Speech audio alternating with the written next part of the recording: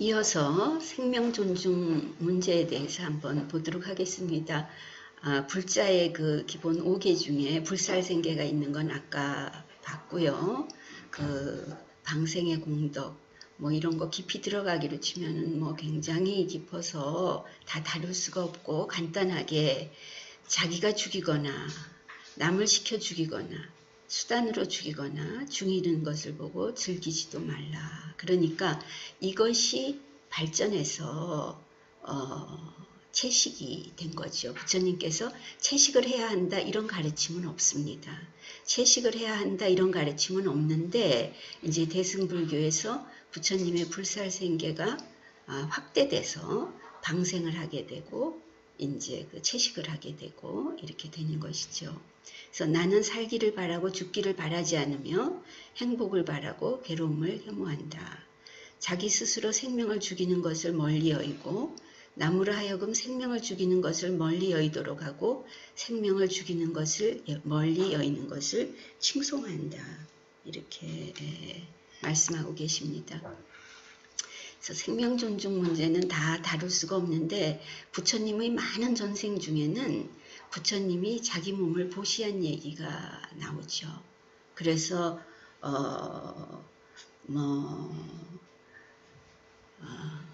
부처님의 그 전생에 어느 날 비둘기 한 마리가 비명을 지르고 날아왔을 적에 부처님이 그 비둘기를 숨겨주고 사냥꾼이 나의 저녁인데 그거를 내놓아라 그랬을 적에 그거를 내놓지 않고 부처님이 내 몸을, 너의 저녁거리가 필요하다면 내 몸을 주겠다 하고 내 몸을 한 군데를 띄어서 주는데, 비둘기의 무게와 이것이 무게가 안 맞는 거예요. 그래서 결국 이 몸을 다 주게 되는데, 여기서 시사하는 바는 뭐냐면 하나의 생명의 무게라고 하는 것은 크기의 무게가 아니라는 거죠.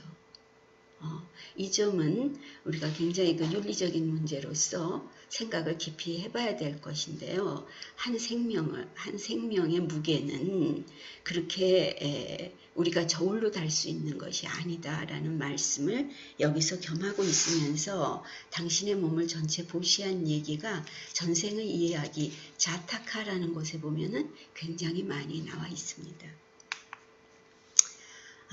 그런가 하면은 기본적인 그 불교인의 윤리는 어떤 행동을 해야 되느냐라고 할 적에, 이거는 부처님의 아들인 라울라에게 가르쳐 주신 말씀이신데요. 내가 대부치오 보아서 내가 몸으로 하고자 하는 이 행동이 내 자신을 해치거나 다른 사람을 해치거나 하지 않을 것이며 그것은 선한 몸 행동이어서 그 과보도 좋을 것이다. 이럴 때 그 행동은 해도 된다. 그러니까 남에게도 좋고 나에게도 좋은 행동을 해라. 내가 어떤 행동을 했는데 그 행동이 다른 사람에게 해가 되지 않는다면 그 행동은 해도 좋다. 이런 말씀이 되겠습니다. 그래서 I am okay, you are okay, that's okay, 그 말씀을 이제 다시 한번 좀 드리게 됩니다.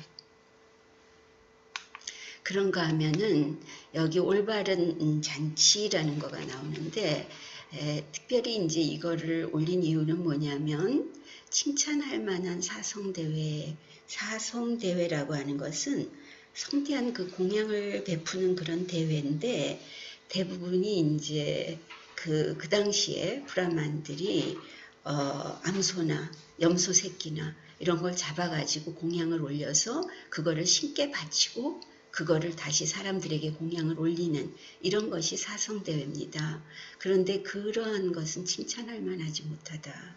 짐승을 죽이거나 하인들을 괴롭히지 않고 공양을 베푸는 대회다. 그래요. 그런데 이제 저 자신이 말하자면 누군가에게 올바른 잔치를 하겠다. 그래서 채식만을 대접하긴 또 꽤 어렵더라고요. 말하자면 현실적으로. 그런데 우리가 육해 공분을 다 대동하고 엄청 이제 그쪽에 치중하는 경우, 요즘에 이제 사실은 너무 많이 육식을 하는 것이 우리의 그 기후 문제라든지 환경의 문제를 야기시킨다는 거는 우리가 잘 알고, 우리의 근본적인 해결책은 좀 채식 쪽으로 가야 된다. 너무 육식에 치중하고 있다 이런 거를 알 수가 있는데 부처님께서는 채식을 해라 그런 말씀을 하진 않았지만 올바르게 잔치를 한다면 그 잔치에 다른 사람을 괴롭혀서는 안 된다는 거죠. 다른 생명을 희생시켜서는 안 된다. 그래서 우리가 그 점을 좀 염두에 두고 올바른 잔치가 어떤 것인지 불교에서는 어떤 잔치를 하여야 좋을지 이런 것을 좀 생각해 볼 수 있습니다. 그런가 하면은 현대인의 삶은 경전에 나오는 거가 이것이 현대인의 삶이다 이런 건 당연히 없겠죠. 그런데 우리가 정신 나간 삶을 살고 있다 이런 예를 들고 있는 거가 토끼 한 마리가 숲속에 있다가 잠을 자고 있는데 도토리가 떨어졌대요. 그래서 그 도토리 소리에 깜짝 놀라서 토끼가 막 뛰어가니까 그 뒤를 이어서 무슨 일이니 무슨 일이니 그러면서 그 뒤를 호랑이도 따라가고 모두 따라가고 막 따라가는 거예요. 왜 뛰어가는지 모르고 뛰어가고 있다는 거죠. 그래서 뭐를 하는지도 모르고 바삐 뛰어가고 있어서 왜들 이렇게 뛰어가고 있느냐라고 물어봤을 적에 앞에서 뛰어가니까 난 뛰어갔다. 그래서 그 앞에 뛰어간 아이한테 물어보니까 결국은 다들 토끼가 알고 있다. 나는 모른다. 토끼가 무슨 지구가 지금 큰일 날 일이 생겨서 지금 뛰어가고 있다. 이렇게 얘기하는 것. 그래서 우리가 자기가 좀 자기 정신을 차릴 필요가 있다. 이런 가르침으로 이 우화를 듣는데 이것이 우리 현대인의 삶이 아닐까. 무척 바쁘게 돌아가지만 정말 나를 위한 삶인지 이런 것은 좀 한번 생각해 볼 만하다는 거죠. 그런가 하면은 또 하나의 그 예로 들 수 있는 거가 어떤 청년이 광야에서 놀다가 사나운 코끼리에게 쫓겨서 황급히 달아나다가 한 우물에 이제 몸을 숨기게 됐어요.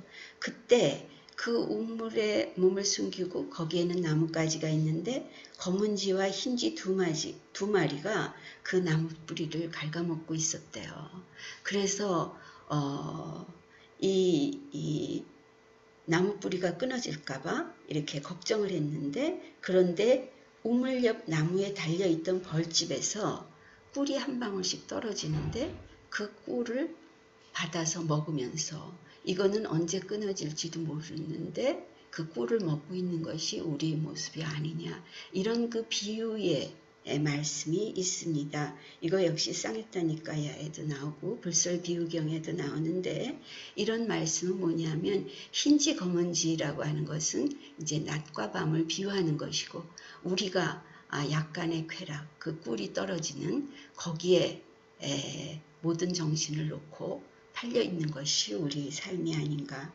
그래서 우리는 좀 더 우리를 돌아볼 필요가 있다. 그래서 현대인의 삶으로서 이 말씀을 좀 드려보고자 했습니다. 그러면은 제사의 공덕을 한번 좀 그냥 지금 부처님 말씀 많은데 그 중에 이제 제가 좀 뽑아 본 거죠. 그러니까 지난번에 우리가 제사를 지낸다고 해서 무슨 기름병이 뜨라고 기도한다 그래서 기름병이 뜨겠느냐. 가라앉지 말라 그런다고 그 돌이 가라앉게 뜨겠느냐 하는 말씀으로서 부처님이 말씀을 하셨듯이 이것 자체가 자기의 지은 업대로 가는 것이다 라는 말씀이 하도 강해서 저는 부처님께 이렇게 해주십시오 그런 기도를 못 해보는 거예요. 해주십시오 이런 걸 못하고 그러니까 이것이 기도를 자꾸 하다 보면 나에게 드는 거는 아니 이루어져도 마음이 편하겠다 이런 식으로 이제 마음이 돌아가는 거를 많이 느끼게 됩니다. 그런데 실제로 그렇다면 제사가 공덕이 없느냐 할 적에는 믿는 마음으로 한 그 보시는 시주 자신이 그 복을 얻을 것이다. 그 시주의 보시는 믿음의 보시로서 그 시주는 보시한 공덕을 잃지 않기 때문이다. 이렇게 말씀하고 계시고 스님들께서는 또 다른 말씀도 많이 하셔요. 단지 이제 경전에 나오는 말씀을 제가 이제 이런 내용도 있다고 좀 말씀을 드려봅니다. 그리고 상당히 이제 많은 사람들이 불교 그러면은 점을 치는 거가 당연한 건 줄 알고 스님들이 가시면 점을 쳐달라고 얘기하는 경우도 많이 있어요. 그런데 이제 어떤 한량없이 고통받는 중생을 봤을 적에 왜 저 사람이 저렇게 고통을 받고 있습니까? 라고 하니까 부처님께서 점을 침으로써 사람을 속여 재물을 구하였다.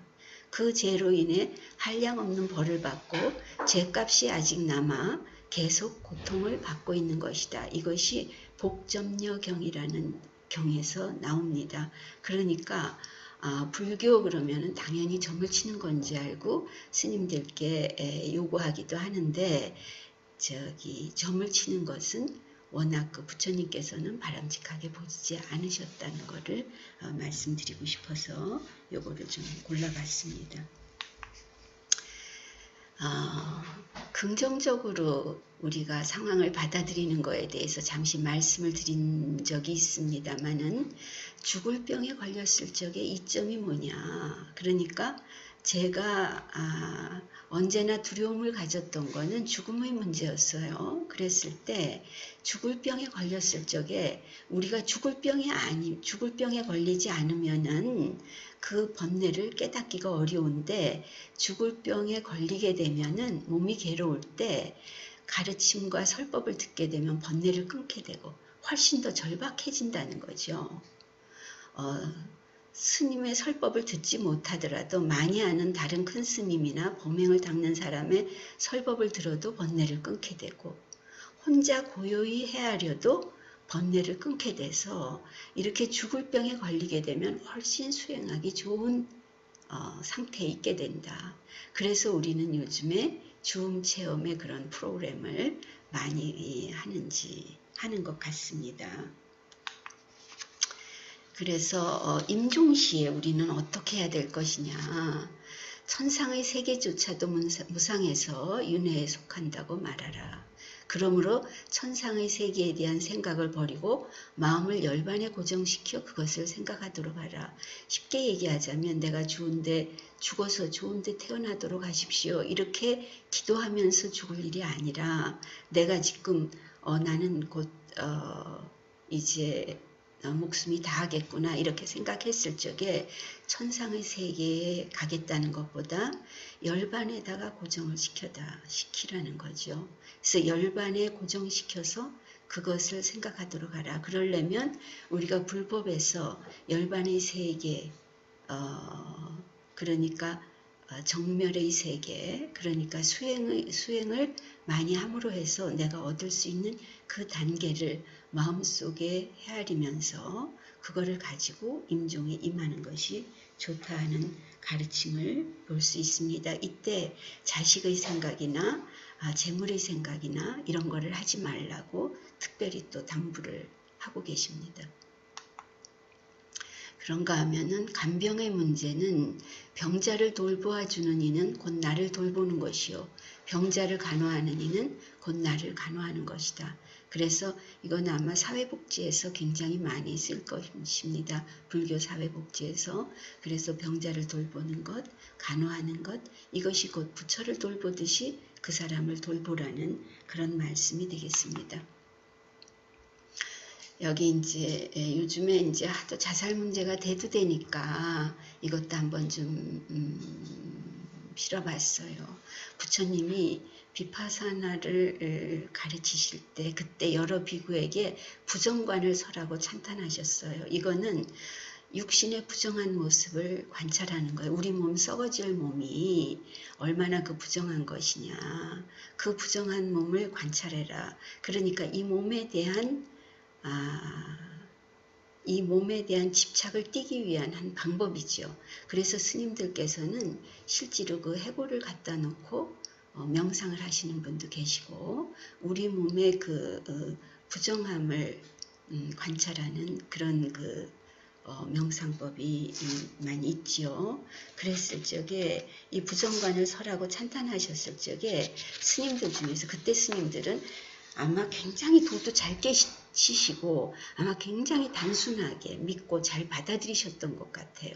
그래서 이제 자살하는 사례가 생겼다 그래요. 스님들이 너무 이 몸이 부정해서 빨리 죽고 싶다. 그래서 자살하는 사례가 생기고 또 나를 죽여달라고 청하는 사례가 생기고 이거를 부처님이 아시고 부정과는 몸에 대한 애착을 없애라는 가르침인데 그거를 잘못 받아들인 거다. 그래서 수식관, 호흡을 관해라.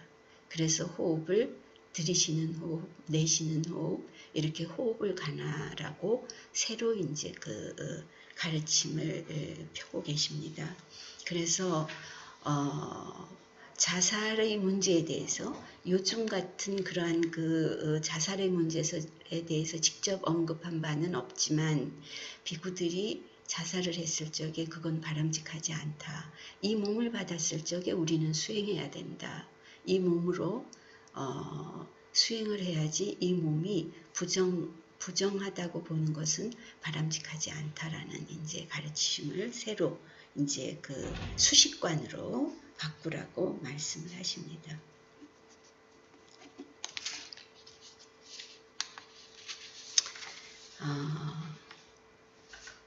여기에서 제가 하나 좀 말씀을 드리자면 여러분 혹시 그 마음수련회라는 데를 아시는지 모르겠어요.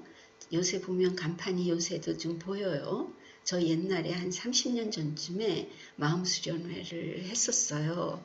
근데 이제 거기를 가게 되면 저에게 이제 이른 게 그때의 가르침에는 어땠냐면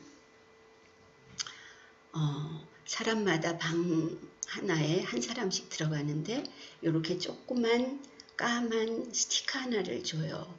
그러면 까만 스티커를 그 방에서 벽에다 붙이고 내가 여기를 내려오다가 교통사고를 당해서 내가 죽었어요.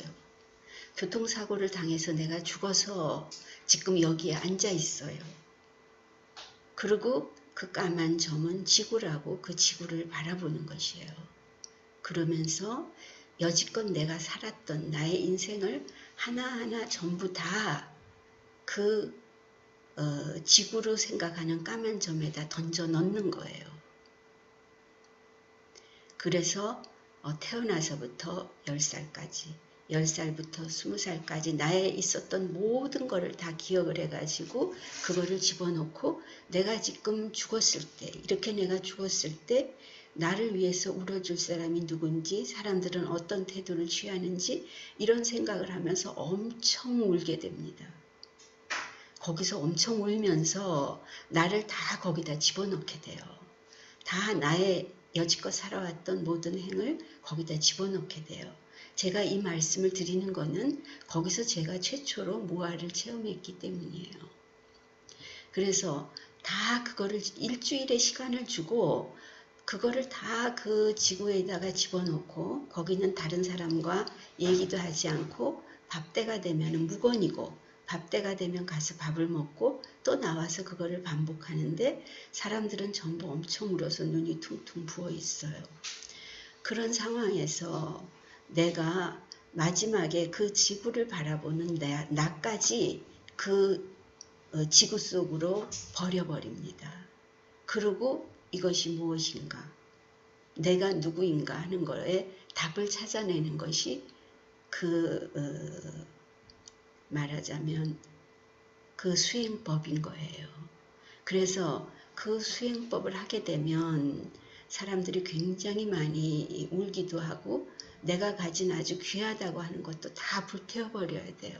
불태워버리고 죽이고 나의 어린 시절도 전부 다 죽이고 나의 행동도 전부 다 없애버리고 막 이런 행동을 합니다.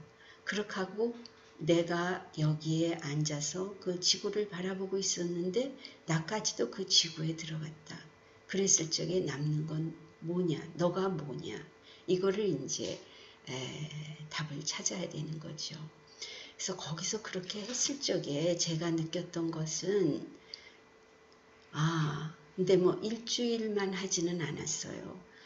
일주일 만에 답을 찾을 수 있었고 그 답을 찾았지만 계속해서 더 수행을 해야 된다는 생각을 하고 그 모임회를 나갔었는데 결국은 내가 무아라는 체험은 그러고 보니까 거기서 제일 처음 했던 것 같아요. 그러고 나니까 내가 굉장히 자신감이 생겨서 그 이후에 내가 할 수 있었던 거는 지금부터 한 30년 전이면 혼자서 식당에 가서 밥을 먹는 거가 그렇게 쉽지는 않았어요. 요새는 혼밥이니 혼술이니 이런 얘기를 하지만 그 당시에 그게 많지는 않았는데 내가 혼자 식당에 들어가서 밥을 먹고 시키고 술도 시키려면 시킬 수 있을 것 같았어요. 그래서 그 이후에는 내가 뭐가 먹고 싶으면 1인분은 안 돼요. 그러면 2인분 주세요. 남으면 싸주세요. 이렇게 하고 제가 들어갈 수가 있었어요. 이것만 해도 굉장한 자신감이 생기는 거죠. 그런데 제가 그 단체에서 물론 이제 할 만큼은 했는데 제가 느낀 거는 뭐냐면 끊임없이 무엇을 죽이는 업을 쌓는 거예요. 나를 죽이는 업장을 쌓는다는 거가 저에게 하나의 이거가 정말 바람직한가. 그러니까 뭐 거기는 막 내가 서울에서 내려오다가 트럭에 깔려 죽는 상상도 하고 그러니까 내가 그래서 죽었다는 거죠. 그래서 내 영혼이 지구를 바라보고 지금 앉아 있는 거예요. 그래서 내가 이 죽었다고 했을 적에 죽었다고 내가 일단 상상하면 누가 많이 올 것인지 우리 엄마, 뭐 우리 아버지, 뭐 내 친구들 누가 어떤 태도를 취할 건지 그래서 또 장례를 지내고 근데 수도 없이 나를 죽입니다. 그 단체에서는 나만 죽이는 것이 아니라 내가 애착을 가진 거를 다 죽여요. 나의 자식, 나의 남편 모든 것을 죽임으로 해서 집착을 끊고자 해요. 그런데 결국 제가 어쨌든 그 모임이 지금도 간판은 볼 수 있습니다만은 어떻게 변했는지 모르지만 제 소회를 말씀드리면 그 당시 저는 무아를 체험하긴 했어요. 무아를 체험하긴 했고 그러므로 내가 어떻게 변한다는 것을 느껴보기는 했지만 자꾸만 그 죽인다는 업을 쌓는 것은 나는 바람직하지 않다고 생각이 됐어요. 그래서 이 자살이라는 것을 두고 볼 적에 우리가 수행을 하면서 또 말하자면 우리가 사람을 살리는 수행을 해야 되지 않을까 하는 그런 생각을 이제 더불어 저의 소회를 말씀을 드렸습니다. 다음에 정치하는 법을 제가 켜놓고 계속해서 얘기를 했네요. 이 정치하는 법은 요즘에 이제 정치가 하도 이제 사람들 이슈가 되니까 이거 한번 찾아봤습니다. 그래서 프라세나짓 왕이 부처님께 기회할 때 어떻게 정치를 하는 것이 좋습니까? 어떻게 나라를 다스리는 것이 좋습니까? 라고 물었을 때 부처님께서 오직 외아들을 사랑하듯 백성을 사랑하시오. 여기서 나오는 거가 타인의 불행 위에 나의 행복을 쌓아서는 안 됩니다. 제가 많이 걸리는 게 이 부분이다 라는 말씀도 드렸었는데 이것이 프라세나짓 왕의 귀에서 나오는 얘기입니다. 어떻게 정치를 할 것이냐라고 물어봤을 적에 타인의 불행 위에 그러니까 요즘 같은 경쟁사회에서 더구나 뭐 정치사회에서는 이거는 뭐 기본적인 필수 아닙니까? 남을 누르고 일을 얻어야 되는 것. 그런데 이제 이렇게 말씀을 하셨고 왕의 지위를 특별한 것으로 생각지 말며 아부하는 자의 말에 따라서는 안 됩니다. 백성들의 행복이 흔들리지 않을 토대를 닦아주시오. 이거 외에도 더 많이 있습니다만은 상식선에서 받아들일 수 있는 거라서 제가 요것만 좀 뽑아봤습니다. 그래서 요즘 같은 경쟁사회에서 우리가 다 이와 같이 할 수는 없다고 하더라도 어쨌든 부처님은 프라세나짓 왕에게 이렇게 말씀드렸고 프라세나짓 왕은 이 이후에 부처님께 기회하게 되는 것을 볼 수 있습니다. 그러면서 또 하나 수행자의 근본 가르침이라고 제가 쓴 거는 조금 좀 아쉬운 점이 있어서 한번 넣어봤어요. 그래서 우리가 불법은 관념에서 벗어나야 된다는 거 우리 누차 얘기했죠. 두 번째 화살을 맞지 말라는 거에서도 많이 말씀을 드렸고, 우리들이 현재 여기서 해야 될 것은 이것이 옳다 그르다 이거를 따지지 말고 현재 여기서 고를 우선 해결해야 된다. 옳다 그르다를 따지는 것보다가 우리는 잘못된 가족 신화의 그 관념에 많이 사로잡혀 있습니다. 그러니까 글쎄요, 어떤지 모르지만 많은 집이 엄마는 다 옳다 이런 집도 있어요. 엄마가 말하는 건 다 옳다 뭐 이런 거. 남자는 하늘이다. 여자 소리가 밖으로 나가면 안 된다. 우리 집에서는 신발을 나란히 벗어놓지 않으면 안 돼요. 신발은 나란히 벗어놔야 되고, 신문은 반드시 우리 아버지의 그 가르침에 의해서 막 신문은 동아일보를 딱 해가지고 동아일보가 위에 오게 딱 접어서 날짜별로 차곡차곡 해놔야 됐어요. 그래서 결혼을 하고 사는데 이야 이거 너무 좋더라고. 그거 안 해도 되고 신발 막 벗어 던져도 되고, 이야 처음에 이불 안 개고 막 학교 가도 되고 막 이런 거 너무 자유롭고 좋았어요. 근데 이제 나 속에도 내가 아버지에게서 그렇게 배웠기 때문에 이렇게 그 정돈하는 걸 좀 좋아해요. 그래서 음식을 잘하는 것보다 제가 정리를 잘합니다. 그렇듯이 그 신화가 미치는 영향이 큰데 반드시 이래야만 한다는 것은 사실은 없는데, 우리가 사랑하지 않으면 이혼해야 된다라든지 형만한 아무 없다라든지, 또는 우리는 인고 부부로 보여야 된다라든지, 또 우리는 좋은 가족이라든지 그래서 비난하는 말을 할 수 없다라든지 그런데 이제 상담자는 그 집의 가족 신화에 민감해야 그 집에 대해서 상담을 잘 할 수 있다고 해요. 이 집에서는 그거는 전혀 고칠 수 없는 내용이거든요. 그 집에 고칠 수 없는 단단한 어떤 관념. 그런데 왜 꼭 그래야 되는지. 놀이치료를 하다 볼 때 엄마들은 내가 왜 거기에다 목숨을 걸었는지 그걸 잘 모르겠어요. 애가 꼭 그거를 해야 된다고 내가 왜 그렇게 말하자면 영어학원에 가서 영어를 어떻게 해야 된다, 너는 뭘 어떻게 해야 된다, 막 이런 거 있잖아요. 본인이 가지고 있는 관념. 어떤 분은 너가 이렇게 하지 않으면 너는 굉장히 고생할 거야. 어떻게 겁을 주면은 애가 잘할까 싶어서 지방에서인데 아이를 데리고 서울에 와갖고 서울역에 노숙자를 보여줬대요. 너 지금 공부 안 하면 저렇게 될 거야. 애가 얼마나 화가 났을까요? 우리는 사랑하는 자식을 사랑해서 한 행동이긴 한데 우리가 잘못된 관념에 얼마나 붙잡혀 있는가.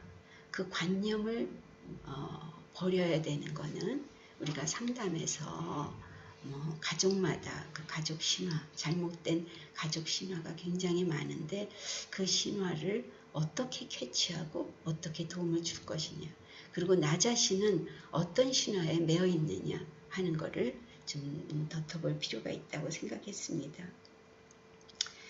그래서 건강가족이라는 거가 요즘에 이제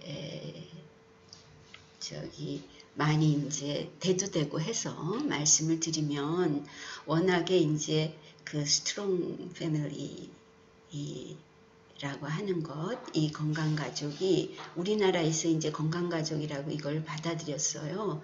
그랬는데 건전가족이나 이런 게 많았어요. 실제로 제일 처음에 연구될 적에 내가 이제 하도 가르친 지 오래돼서 많이 잊었는데 20년 이상 행복하게 산 부부, 내 주위에서 살펴볼 때 20년 이상 행복하게 산 부부, 저 부부는 절대 이혼 안 할 거고 정말 볼 때 저 집은 굉장히 잘 살고 있는 부부인 것 같다 하는 집을 사람들에게 추천을 받아서 그 집에다가 조사를 한 거예요. 당신들 부부는 어떤 부부, 어떻게 살아서 이렇게 살았는가라는 거를 조사를 한 거예요. 그래서 학자마다 여러 가지로 연구 결과가 많이 나왔습니다. 이거가 이제 70년대에 굉장히 많이 나왔죠.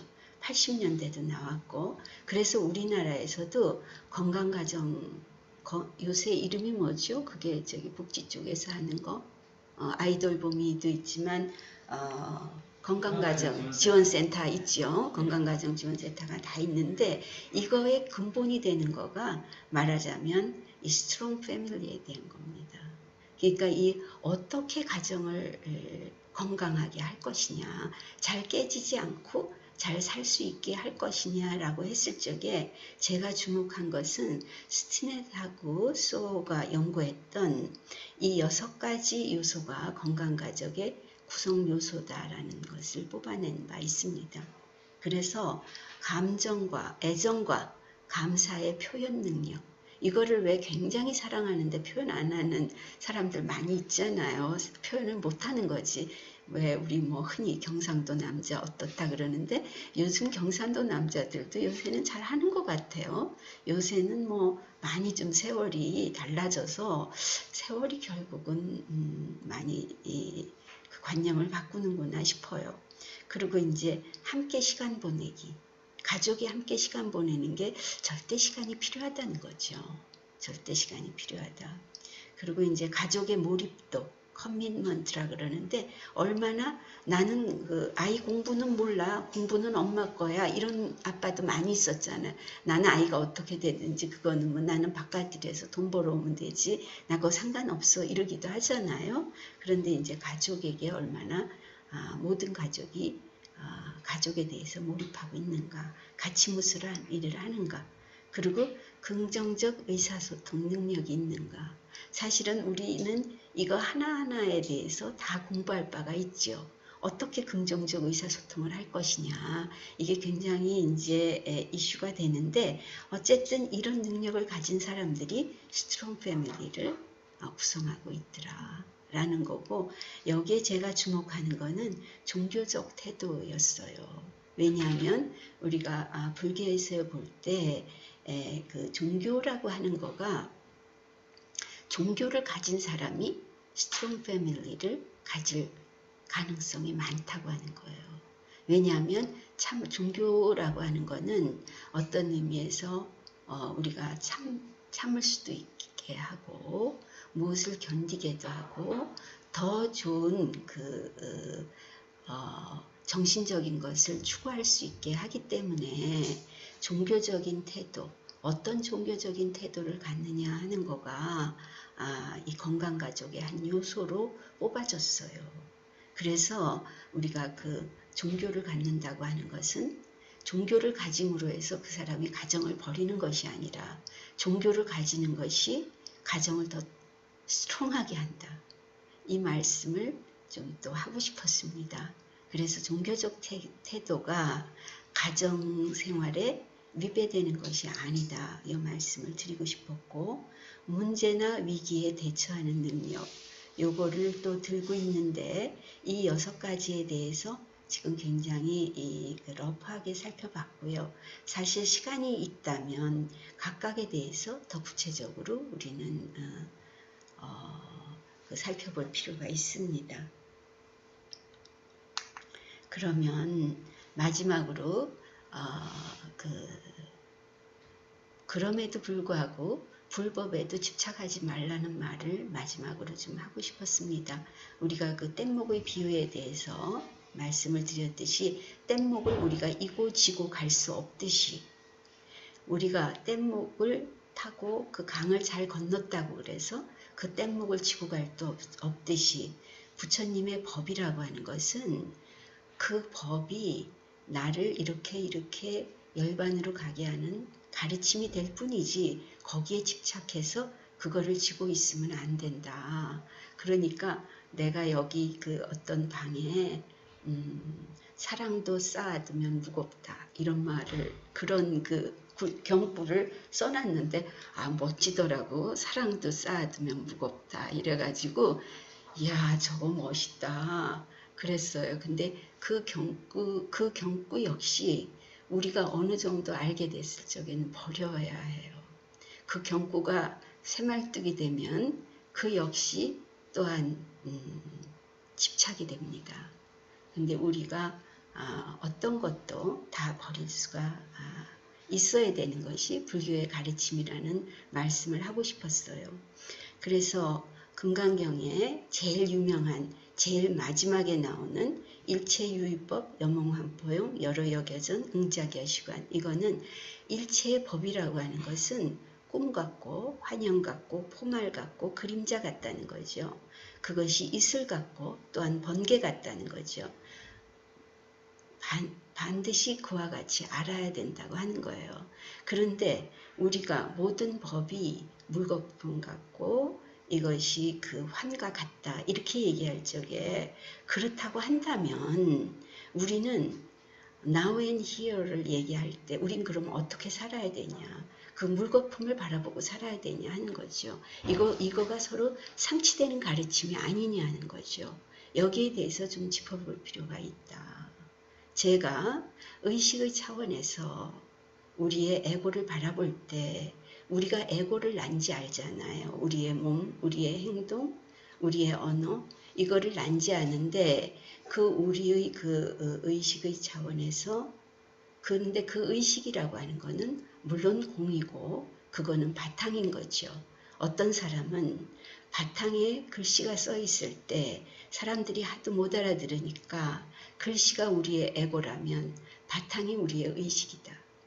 그거는 어디에나 적용이 되는 그것일 뿐이지 그것이 따로 어디에 존재하는 것은 아닌데, 어쨌든 그 작용하는 그것에서 바라볼 적에 에고에 집착하지 않기 위해서 우리는 그것이 환포영이라는 것을 윤회하는 환포영이라는 것, 그것이 여러 여겨전이라고 하는 것, 이것을 바로 알 필요가 있지요. 그렇다면 지금 우리가 여기라고 하는 것은 내가 그러한 그 에고의 끄달림에 끄달리지 않고 내가 바라보는 현재의 나를 본다면 거기에 그 의식의 차원에서 나가 보통 비파사나에서 알아차림을 할 적에는 우리가 느낌에 집중하게 됩니다. 그러니까 내가 지금 현재로 돌아와서 현재의 나를 바라보게 된다면 에고에 빠지지 않게 돼요. 왜냐하면 생각이 이쪽으로 돌아오게 되기 때문에 그 상태가 우리가 수행해야 되는 상태다라는 말씀이라서 위에 꿈 같다는 얘기와 지금 여기에 주목해야 된다. The Power of Now라고 하는 에카르트 톨레가 얘기한 지금 여기에 집중해라 라고 하는 얘기가 결코 상치되는 얘기가 아니라 같은 이야기임을 우리가 알 수 있습니다. 이것을 불교의 그 수행자의 근본 가르침으로 알아서 우리가 일상생활을 여기에 가자면 우리가 수행자로서 또 상담자로서 또 가족의 일원으로서 또 동료로서 우리의 그 행은 올바른 길로 갈 수 있지 않을까 이렇게 생각합니다. 제 말씀은 여기서 마치도록 하겠습니다. 경청해 주셔서 감사합니다. 이상입니다.